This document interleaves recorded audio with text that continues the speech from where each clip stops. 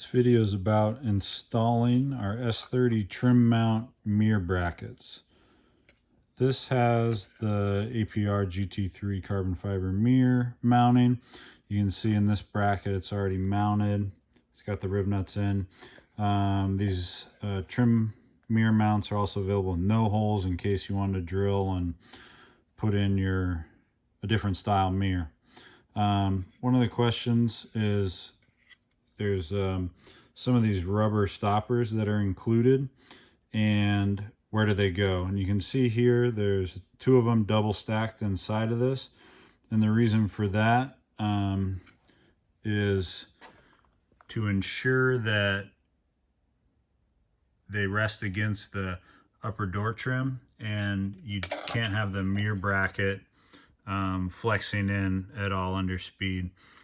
We don't think it's necessary, but we found that if you were pushing hard enough on the top, you can't get that to flex in. So those rubber bumpers are there to ensure that that doesn't happen, and you don't have to drill into this upper frame in order to secure it.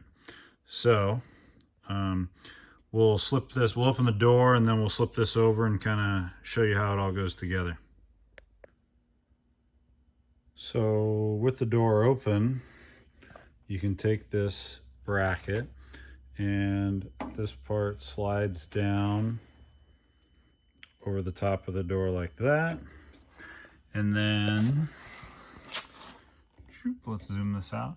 You're going to slide this into position to line up basically with the edge of the stock door trim right there. You can see the two holes.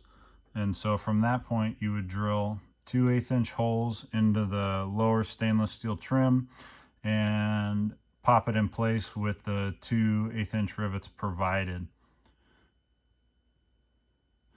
Then normally what I'll do, the mirror's already on this one, but normally what I would do is secure the mirror at this point. It's easier to put the bracket on when the mirror isn't on. And then if you look, let's see if we can see it. Yep, those two rubber bump stops are right there inside. So they're real hard to see, so it's not like a visible thing when you're just driving around, but that ensures that this top can't push in. So it's a pretty easy installation. Once it's in, you're probably gonna find you need to adjust the mirror. If you got these style mirrors, there's an adjustment point there that you can loosen and pivot. And then the same thing down here behind this. So you might have to take the mirror on and off a couple times to get the exact right location, and then lock it all into place and have fun.